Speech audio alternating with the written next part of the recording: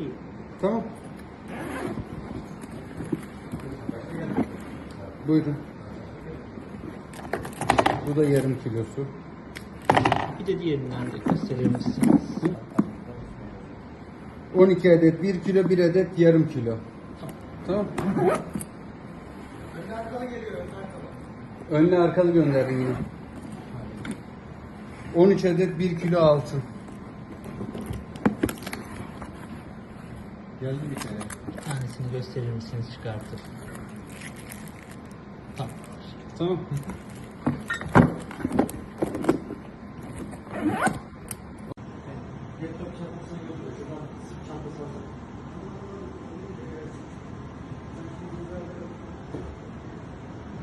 Yok, bir tutanakta gidiyor çünkü altınlar bile bütün gidiyor.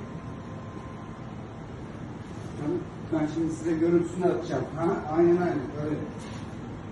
İki şirket